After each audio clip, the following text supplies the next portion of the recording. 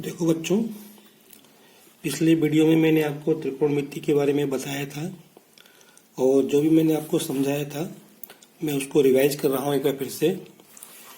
तो त्रिकोणमिति अध्याय 8, तो मैंने बताया था इसमें एक समकोण त्रिभुज होता है जिसमें ये एक समकोण होता है, इसके सामने वाली भुजा कर्ण होती है और ये दोनों न्यून कोण होते हैं। किसी एक न्यून कोण को अगर अपन ले लें तो जो न्यून कोण लेते हैं उसके सामने वाली भुजा लंब होती है और ये आधार होती है।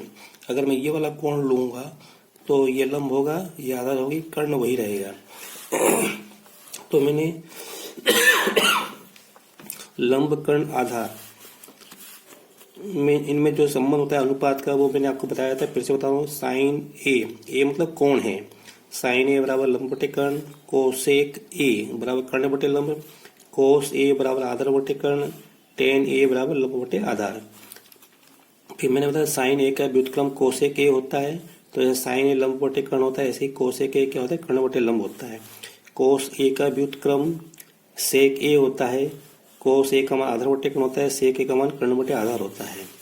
टेन ए का व्युत्क्रम कोट ए होता है, टेन ए का मान लंब बटे आधार होता है, तो कोट ए होता है आधार बटे लंब। फिर साइन और कोस में संबंध ये होता है, साइन वर्ग ए प्लस कोस वर्ग ए बराबर 1। मैंने आपको कहा था ये मुख्य संबंध है। इसी से हमको अगर मैं साइन को इधर ले जाऊं तो ये होता है कोस वर्ग ए बराबर 1 माइनस साइन वर्ग ए, और अगर मैं कोस को उधर ले जाऊं तो यहाँ मिलेगा साइन वर्ग ए बराबर 1 माइनस कोस वर्ग ए। अब यहाँ से भी अपने को संबंध मिलता है। क्या क्या संबंध मिलता है देखो जरा। अगर मैं इस एक को इधर ले आऊं तो इधर 0 बचेगा, तो यहाँ पे साइन वर्ग ए प्लस कोस वर्ग ए माइनस 1 बराबर 0। इसी प्रकार अगर मैं यहाँ से वर्ग हटा दूं तो इस पे क्या आ जाएगा, वर्गमूल आ जाएगा। तो मैं ये इसलिए बता रहा हूँ क्योंकि इसमें से त्रिकोणमिति में से 5 नंबर की जोड़ियां मिलती हैं, तो यहाँ पे ये आते रहे क्वेश्चन पहले, इसलिए मैं आपसे चर्चा कर रहा हूँ। तो कोस हो जाएगा वर्गमूल 1 माइनस साइन वर्ग ए। इसी प्रकार यहाँ से हो जाएगा साइन ए बराबर वर्गमूल 1 माइनस कोस वर्ग ए। इसी प्रकार यहाँ से ये हो जाएगा, यहाँ से वर्ग हटाएंगे तो इस पे वर्गमूल आ जाएगा, तो ये हो जाएगा सेक ए बराबर वर्गमूल 1 धन टेन वर्ग। ये अपना मुख्य सूत्र है। इसी से अपने को ये दो संबंध और मिले। इस टेन को धर ले आए तो सेक वर्ग ए माइनस टेन वर्ग बराबर 1, और एक को इधर लाएंगे तो हो जाएगा सेक वर्ग ए माइनस 1 बराबर टेन वर्ग ए। फिर यहाँ से अपने को ये संबंध मिल सकता है। ऐसा अपने को अपन यहाँ से वर्ग हटा दिया तो इस पे वर्गमूल आ जाएगा, तो इसको चाहे ऐसे लिख दो, टेन एम, समझे। ये टेन को टेन वर्ग इधर लिख दिया और इसको मैंने इधर लिख दिया, बराबर वर्गमूल सेक वर्ग ए माइनस 1। फिर इसी प्रकार यहाँ से ये अपना मुख्य सूत्र है, तो यहाँ से जाएगा कोसेक वर्ग ए बराबर 1 धन कोट वर्ग ए। तो यहाँ से मिलेगा कोसेक ए बराबर वर्गमूल 1 धन कोट वर्ग ए। इसमें से 5 नंबर के क्वेश्चन आते हैं, जोड़ी के रूप में आता है एमपी बोर्ड में। तो ये तो ऐसे ही रहेगा। इसको अपन चाहो तो इस एक को उधर ले आओ तो जाएगा कोसेक वर्ग ए माइनस कोट वर्ग ए माइनस 1 बराबर 0। फिर यहाँ से अपन वर्ग हटाएंगे तो इस पे वर्गमूल आ जाएगा, तो ये हो जाएगा कोट ए बराबर वर्गमूल कोसेक वर्ग ए माइनस 1।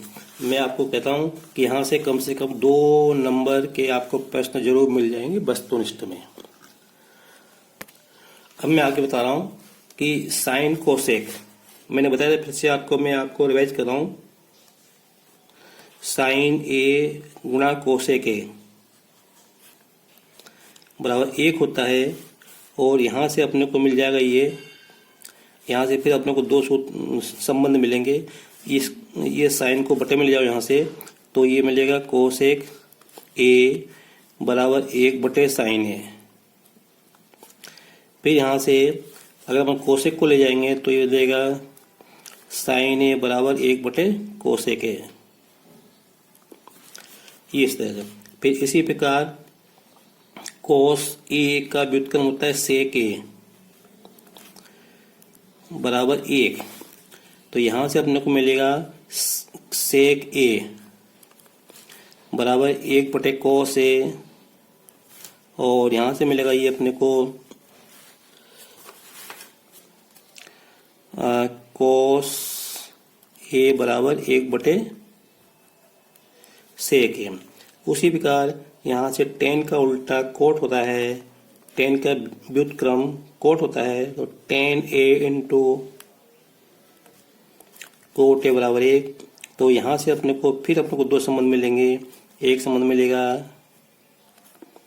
टेन ए बराबर 1 बटे कोट ए, और दूसरा संबंध मिलेगा हमको यहाँ पे, ये आपको याद होना चाहिए, यहाँ से इसकी बहुत आवश्यकता पड़ेगी आपको। कोट ए बराबर 1 बटे टेन ए। अभी एक संबंध में वो आपको और बता,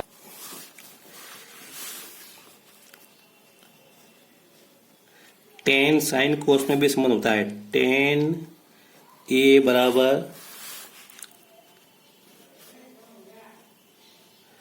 साइन बटे कोस होता है। इसी प्रकार कोट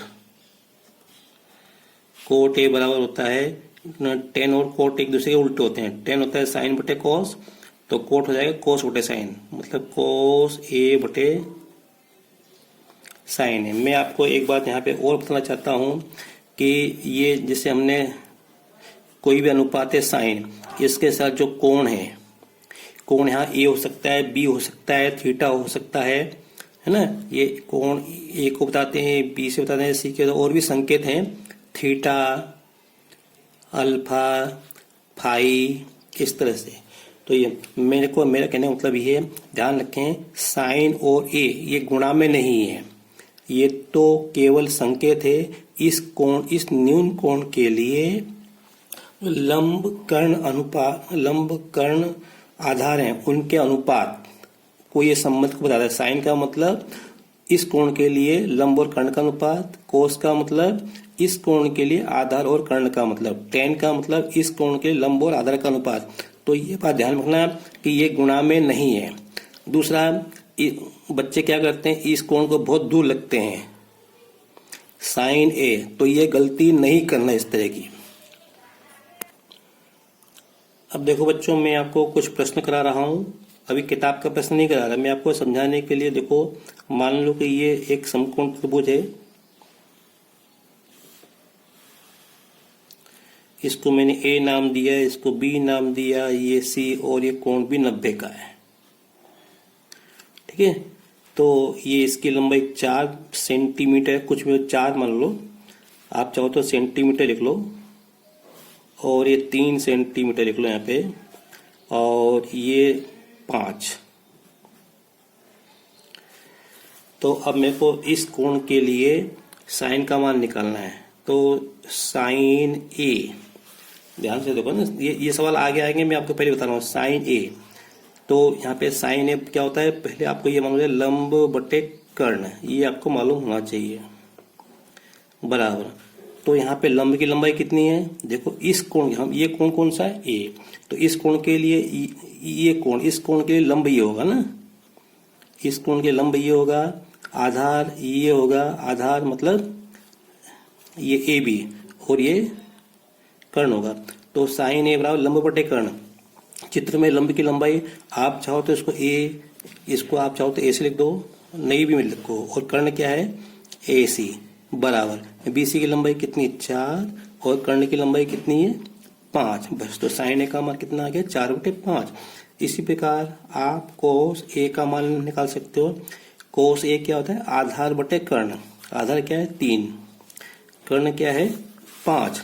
अब ध्यान से देखो, मैं जो आपको बताना चाह रहा हूं, अगर मैंने यहाँ पे कोण बदल दिया, मैंने यहाँ पे सी कोण ले लिया, तो साइन तो लंब बटे कर्ण ही होता है, इसमें कुछ शक नहीं। अब कोण कौन सा ले, सी, तो इस कोण के लिए लंब और आधार बदल जाएगा। जब हम इस कोण की बात करेंगे तो लंब ये होगा और आधार ये होगा, बस ये तो आते हैं। तो साइन सी बराबर हो जाएगा, लंब क्या होगा यहाँ पे इस चित्र में, ए बी, आधार क्या होगा ए सी। अब ए सी को चाहे ए सी लिखो चाहे सी ए लिखो, चलो लंब कितना हो गया 3 और कर्ण कितना हो गया 5। अब आप देख सकते हो साइन ए का मान 4/5 था, लेकिन यहाँ पे साइन सी का मान 3/5 हो गया। इसी प्रकार कोस सी के लिए आधार ये होगा, तो कोस सी बराबर आधार कितना हो गया 4 और कर्ण कितना हो गया 5। तो आप यहाँ पे कोस ए का मान 3/5 था, लेकिन कोस सी का मान क्या हो गया 4/5, कर्ण वही रहेगा। इसी प्रकार अपन टेन सी भी निकालेंगे तो उसमें भी ऐसा ही आएगा। टेन ए का मान आएगा, टेन ए के लिए लंब ये होगा, तो टेन ए आएगा 4/3 और टेन सी आएगा 3/4। अब जैसे यहाँ पे अपने को ये भुजाओं की लंबाई दी थी 3, 4, 5, किसी किसी प्रश्न में अपने को तीनों भुजाओं की लंबाई नहीं दी, हमको केवल 2 भुजाओं की लंबाई दी है। तो हमको तीसरी भुजा निकालेंगे हम पाइथागोरस प्रमेय से। उदाहरण के लिए जैसे मैंने ये कहा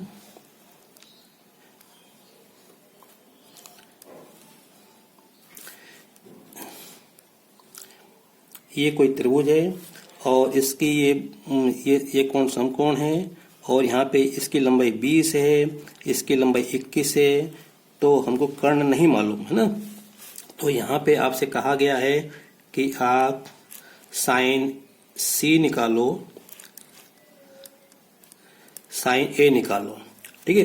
अब आपको मालूम है कि साइन में क्या आता है, लंब और कर्ण आता है, तो कर्ण तो हमें मालूम ही नहीं है, तो हम कर्ण निकाल सकते हैं। पहले हमको कर्ण निकालना पड़ेगा पाइथागोरस प्रमेय से। एक बात तो ये, जब कोण सी की बात हो रही है, सी कहाँ है, ये रहा, तो इस कोण के लिए लंब ये होगा, आधार ये होगा। और जब साइन ए की बात होगी, इस कोण के लिए लंब ये होगा और आधार ये होगा,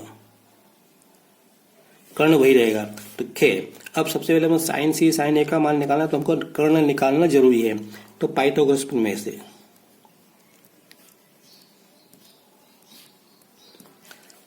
प्रमेय से तो क्या होता है, कर्ण का वर्ग बराबर लंब का वर्ग प्लस आधार का वर्ग, ठीक है। तो यहाँ पे कर्ण क्या चित्र में ए सी, लंब क्या है ए बी, आधार क्या है बी सी, ठीक है। तो अब यहाँ पे देखो, अब दिक्कत क्या है, यहाँ पे मैंने लंब इसको ले लिया है, तो इससे कोई फर्क नहीं पड़ता, क्योंकि जब हम कोण की बात करेंगे तो ये आपस में बदल जाएंगे। खैर चलो, अब यहाँ पे क्या हो जाएगा, ए सी वर्ग बराबर ए बी का मान कितना है 21, बी सी का मान कितना है 20 का वर्ग। तो यहाँ पे 21 का वर्ग, बहुत से बच्चे क्या करते हैं 21 दूनी 42, नहीं 21 का 21 में गुणा करना है। 21 का वर्ग का मतलब है 21 गुणा 21, तो 441 आएंगे। याद कर लो, है ना, क्योंकि गुणा करने के चक्कर में रहोगे तो अपना टाइम जाएगा। 20 का वर्ग 400 होता है, 20 का 20 में गुणा करेंगे तो 400 आएंगे, दोनों को जोड़ेंगे तो 841। तो ये मान किसका, ए सी वर्ग का। हमें को तो ए सी का मान चाहिए, किसका चाहिए, ए सी का मान चाहिए। तो ए सी बराबर हो जाएगा वर्गमूल 841। देखो यहाँ से वर्ग हटाएंगे तो इस पे वर्गमूल आ जाएगा। मैं फिर 841 का वर्गमूल आपको याद होना चाहिए, तो 29 आएगा। और वैसे भी देखो इसका वर्गमूल 20 और 21 से अधिक आएगा तो 29 आएगा। तो अब मेरे को ये भुजा मालूम पड़ गई, तीनों भुजाएं। अब मैं यहाँ पे जो है साइन सी का मान निकाल सकता हूँ। तो जब मैं साइन सी की बात करूंगा, इसके लिए लंब ये होगा, कर्ण ये होगा, तो 21/29। और साइन ए की बात करूंगा तो साइन ए बराबर आएगा, इस कोण के लिए लंब ये होगा और कर्ण ये होगा, तो 20/21। बस ये सवाल हो गया, समझा था। मैं आशा करता हूँ कि आपको शायद ये जो कॉन्सेप्ट है समझ में आया होगा। अब मैं किताब के प्रश्न करूंगा, ठीक है। अगर आपको मेरा वीडियो पसंद आया हो तो इसे लाइक करें, शेयर करें, सब्सक्राइब करें। Thank you.